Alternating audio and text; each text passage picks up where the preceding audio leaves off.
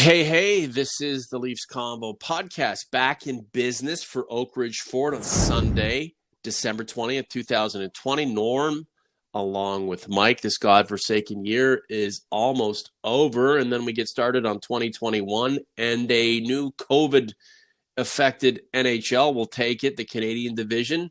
I'm trying to get it amped up for, but the BC government seems to have other ideas. Mr. A, what's up? Hey, Norm. Well, it seemed like everything was in line for a Canadian division, but late this week, there seemed to be a hiccup with one of the provincial governments, and from the reporting that's been coming out, it turns out to be BC. Mm-hmm. They won't allow the Canucks apparently to play at, I believe it's Rogers Arena, and all the other teams, the Flames, the Oilers, the Jets, etc. Everybody can play in their individual Mm-hmm. buildings, and so if that issue isn't straightened up, it's not. I seriously doubt they're going to have all seven Canadian teams play in a hub because one team can't play in their building. They may move that team to Quebec City or have them double up with another team until BC allows them to play there. But there was talk late in the week about the all seven teams moving south of the border. That would just be a cluster F of the highest order. So I don't think that's going to happen. But really, it's ridiculous when you have people flying into Vancouver from international flights, who are going into a common terminal. Mm. When you have that going on, and in the case of the NHL players, they're flying in on charters. They're being tested constantly. They're going to be sequestered in hotels. I think that the BC government, if it is them, are clueless because that they. So I mean, we'll see what happens, but it sounds like if they can't get them to loosen up their restrictions, then Vancouver may have to play someplace else. I don't want to get too deep into the contradictions that we deal with in society right now and how one set of regulations doesn't apply to others, or maybe I will.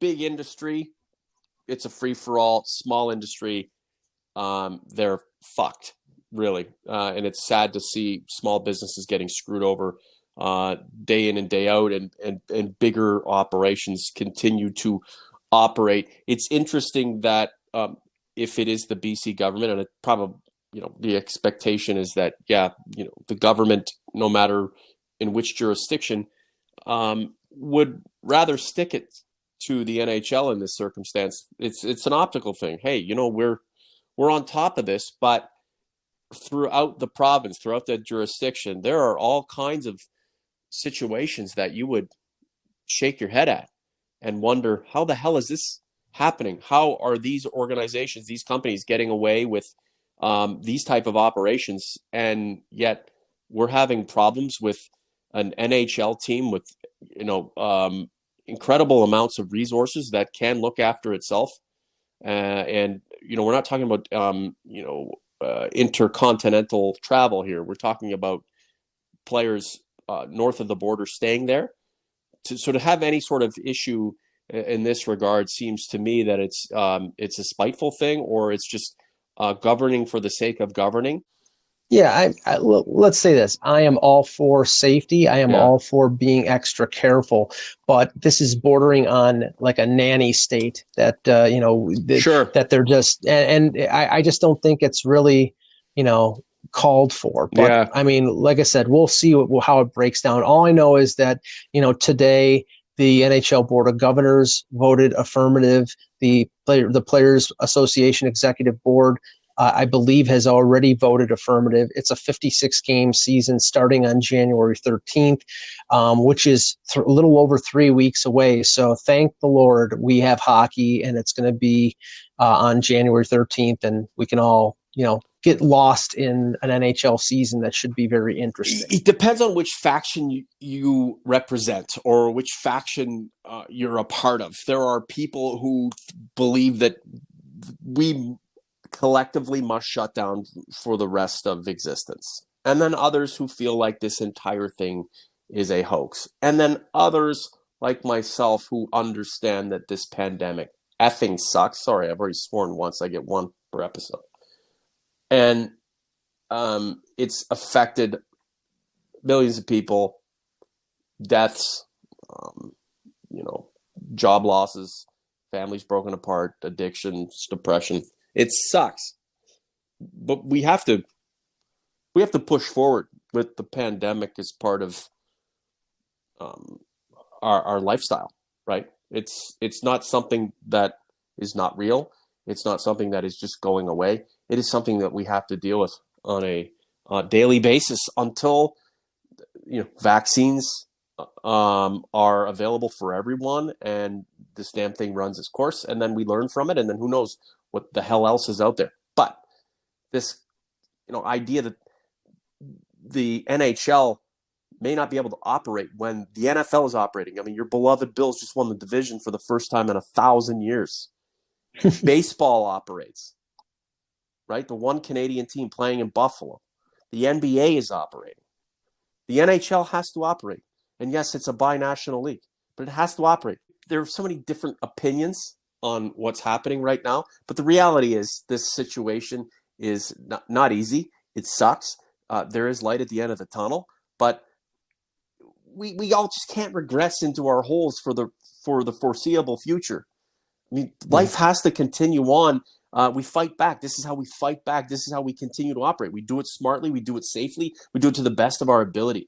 And there are a lot of other things that these provincial governments can be focused on, other than a damn NHL team wanting to play in its home arena, and having all of the 7 teams stay north of the border, so there isn't any binational travel, at least not anytime soon, Mike. Let's talk a little bit about this Russian contingent. I know the World Junior Hockey Championships, we're excited about that. There were some issues with some Russian players and coaches having COVID. That's not what we're getting at. We're talking about the members of the Leaf organization who come from Russia. And I know you're excited to see them get on the ice and do their thing. Yeah, I spoke this morning with Jillian Kemmerer, who has covered the KHL and knows a lot about the KHL players, and spoke to her about Rodion Amirov, the Leafs' first-round pick, and how impressive he has been. And he is going to be one of the key players for Team Russia at the World Junior. He's probably going to be on their top line. At 19 years old, he's already got 5 goals in the KHL, and really has acquitted himself internationally quite well so far. So, they look upon him as a very dynamic player.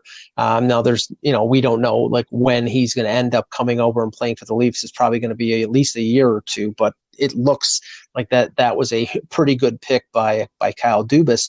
I also asked her about the Leafs' 4th-round pick this year, Artur Akhtiamov, who's the goaltender, who's number 2 behind Yaroslav Askarov, the highly regarded Russian goalie prospect who was drafted by Nashville. And she basically said the statistics of the 2 goaltenders were not so far apart, and he has played well at 3 levels in the Russian league, their junior level, the equivalent of their AHL level, and in the KHL. So, he's a developmental guy behind in terms of age to Joseph Wall or Ian Scott, but he is a prospect that she thinks that the Leafs should be high on. And I also asked her about Igor Korshkov and Alexander Barabanov. With Korshkov, she said that the improvements in terms of how he played in the KHL this year, he's leading Lokomotiv in scoring. What he did with the Marlies and the Leafs, working on his skating, working on his strength, really has paid dividends for him this year in the KHL. He stayed healthy, and he looks like a much different and better player. So when the Leafs bring him back over, probably next year, it's somebody that probably fits into their top 9 on the right side behind Mitch Marner and William Nylander. The other one is Barabanov, who they signed as a free agent. He's played for SKA St. Petersburg the last 5 or 6 years, and I asked Jillian whether she thought his game translated to the NHL, and she said He's sort of like an Ilya Mikheyev type. He's not as Mm-hmm. big, but he's got a motor. He really tries hard. He works along the boards, even though he's 5'10", 190 pounds. But she doesn't think that he's going to be somebody who's going to be relegated to, say, a fourth line. That Mm-hmm. he could, if he works well and fits into the North American scheme, could be somebody that climbs the lineup as the season goes on. Isn't it nice to be able to have these conversations about prospects who the organization can and the greater fan base at large can give, can have patience for, right? Isn't it nice to be able to put some context into these discussions and not feel like, hey, we need these cats to be elevated much quicker than they should to contribute to a team that needs help any way it can get it. Yeah, in the 80s and 90s, we were looking upon these players that the Leafs would sign as, oh God, we need the savior to come and help us. Remember Miroslav Inicek back in the 80s? Oh Yeah. my God, he's going to come here. Yeah, and he scored 2 goals in his first game, and everybody thought he was going to be the greatest thing since sliced bread, and then he didn't end up being anything. But Austin Matthews scored 4 goals in his first game, and look how he turned out. So right. Well, he's number 1 pick overall, a little bit of a difference. But see, what I'm saying is, it's like, to your point, it's nice to have prospects that you can look upon and say, okay, 3 or 4 years down the road, this guy could be somebody that really helps us, but they don't need him to help them right this second. And not only the 3 Russians, but there are 3 Finns that they drafted in the last 2 drafts who are playing for Team Finland. And we know about Nick Robertson. He would have made Team USA and probably been on their top line had the Leafs given permission. The fact that they didn't give him permission means that he's going to be in the mix for making the roster this year. But it's a question of what the rules are going to be in terms of the taxi squad that the Leafs are going to carry, and there are going to be some interesting machinations when it comes to the taxi squad, because we don't know what's going to happen with the American Hockey League, and they're going to have to strategically have a certain number of players on that taxi squad to back up the players on the roster in case somebody tests positive. How does that taxi squad operate? Do they just practice with the group, and that's pretty much it? You stay game ready by practicing as hard as you possibly can, and when you get your opportunity, you're elevated that way, and then you play, and then you're demoted, and if you're good enough, you don't get demoted. Well, the indicator is that they will practice separately, because I guess the whole point of the taxi squad is if somebody tests positive. Yeah, but one of the players on the taxi squad has to be a goaltender. Lance Hornby, the Toronto Sun writer, referred to that as the David Ayres rule. In case there's a third goalie there in case the team needs one at a moment's notice. But there's going to be an interesting aspect. All the players on the taxi squad, if they are waiver ineligible, or meaning if they are waiver exempt, if they're not waiver exempt and they have to clear waivers to be on the taxi squad, they still have to clear waivers. And the Leafs have Aaron Dell, who's the 3rd string goaltender. There are a couple teams out there that need backups. I don't know if they want to place Aaron Dell on the taxi squad, so they might carry 3 goaltenders on the 23-man roster. I'm like most, Mike. I just want to see the puck dropped, and if it's a mishmash, if it's a shit show, if the feels like the league is flying by the seat of its pants without truly knowing what is going to happen on a day-to-day basis, so be it. Let's let them play. The other leagues are operating. The NHL can do the same. In a few years' time, we may look back and go, holy shit, do you remember that? Or the new COVID era may instigate a whole new set of ideas on how a league should not only be operating safely for the, looking out for the health of its players and its constituents and fans, but just how in the 21st century, how an organization needs to conduct itself to be at its best.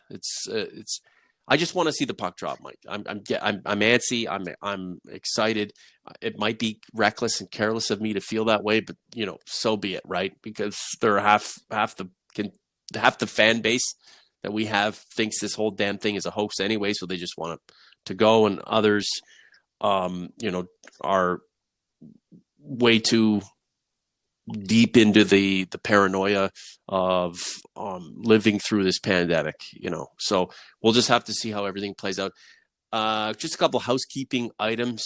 We appreciate the recent subscriptions of our OGs and converts. Please keep them coming. We're trying to hit some targets before the start of the season. We have another ex-NHLer, Stanley Cup champion, on board Team Us at Oak Ridge Ford, Jason Williams of London, of Atlanta Thrashers fame and Detroit Red Wings fame, picking up an F-150 Lariat 21 styles from me this past week. Had some good conversations with him about the game of hockey and what he thinks is going to transpire over the next little while. I will not share those feelings and thoughts from Mr. Williams. We'll just leave them simmering for the time being. I may actually have him on the podcast so he can say his piece. Just a few other things. Robert Ferrugia, honest opinion on the new coaches the Leafs brought in. What can they do different to help the team, Mike? Well, Paul McLean, who was a coach of the year with Ottawa as a veteran assistant coach, I think that was a very good ad because, Sheldon Keefe, in spite of how good he is as a coach and winning a Calder Cup, he has less than a year of experience in the NHL. So adding a sort of sage veteran guy was a smart thing. And AJ McLean, who is Paul McLean's son, is somebody who was on Keefe's staff with the Sioux and with the Marlies. And when you add McLean to a staff that includes a former head coach in Dave Hackstall, I think that was a really smart move by the Leafs. So you have a couple veteran assistants, and you add Manny Malhotra, who is recently played in the NHL and is a well-regarded young coach who was in Vancouver. I think that staff is diverse and pretty interesting. So I think they will help Sheldon Keefe out. Paul McLean, will his doppelganger sneak in past security and sit behind the bench? He looks a little like Captain Kangaroo, but I don't. That's unbelievable. Corey Parrish, a true OG and convert, sending his condolences my way. My father recently passed away. And that was nice of him to do that personally on Facebook as well as in community. He wants to know if there are any rumblings to the Corey Perry chatter. It can't be. Can there, Mike?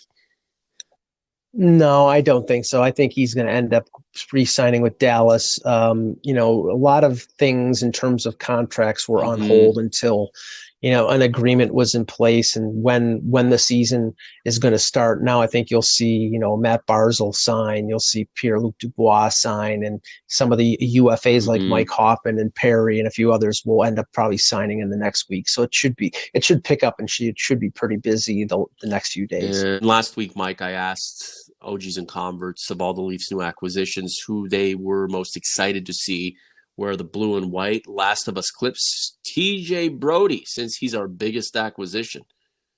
Is he being facetious?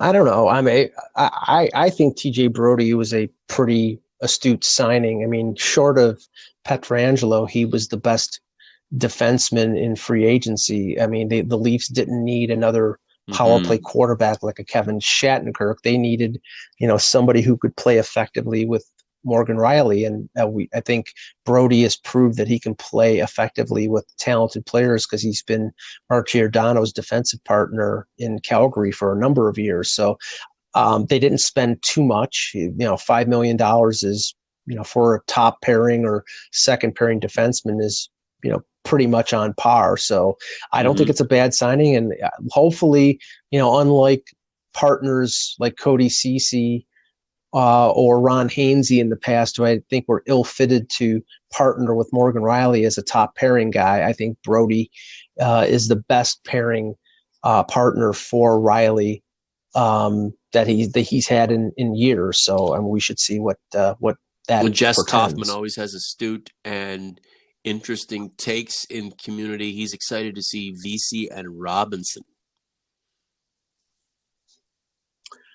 Well, VC, I'm interested in seeing how he plays. More than likely, he's going to play on the left side with Alex Kerfoot. I don't, I think that, that since they played at Harvard together, I think that that's probably a third line pairing.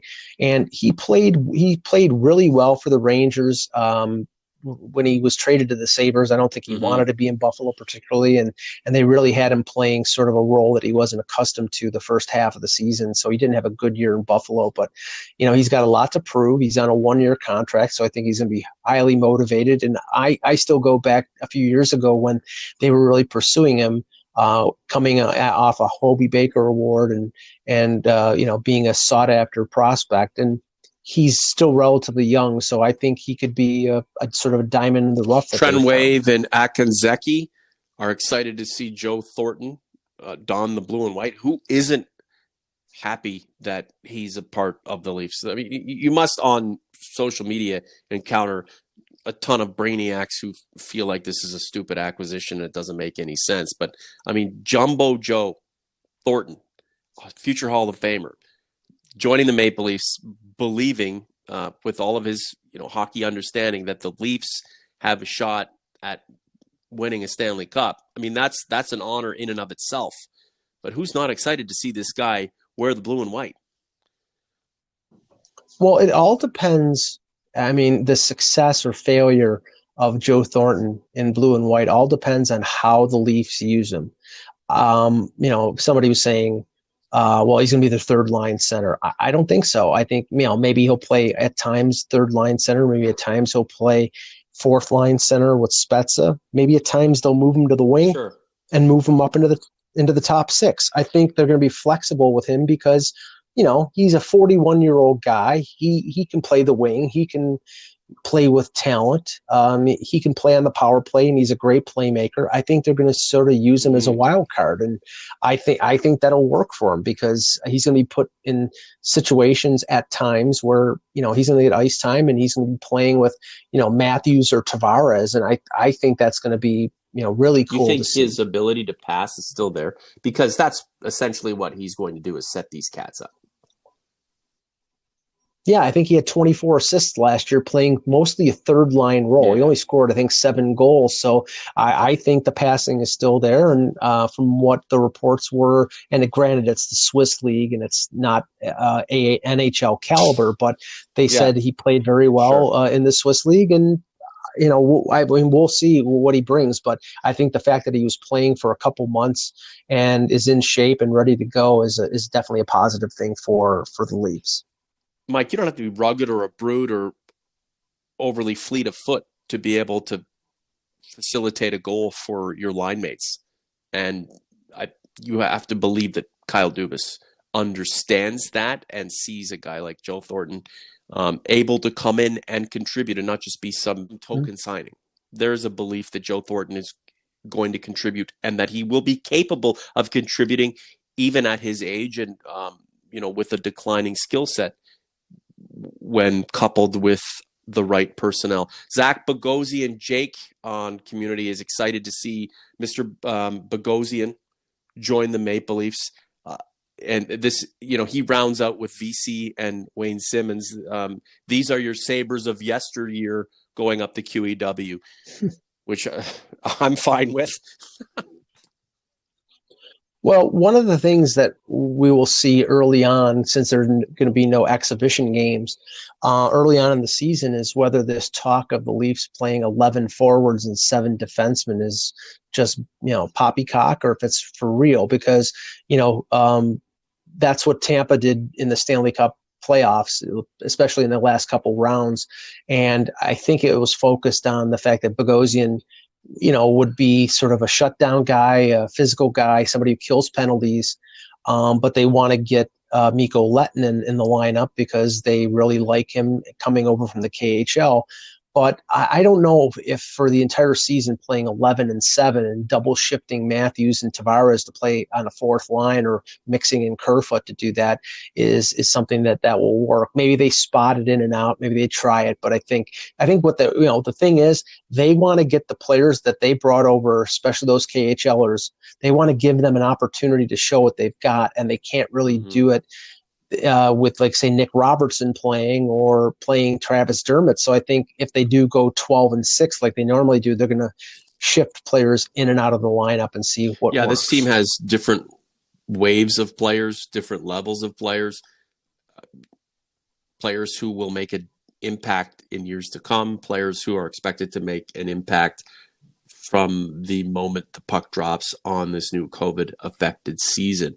OG's Converts, thank you very much for all of your support. Please like this post and hit the subscribe button if you're on YouTube. If you're listening on another platform, thank you so much. We appreciate it very much. We're well past the 1 million listened views marks. We're working our way to 1.5 million. That means a lot to Mike and I. We do this on a very part-time basis. We're going to move to 2 episodes per week when the season begins. Mike, before we take off, tell us what you're working on at hockeybuzz.com and why we should be excited about what's to come.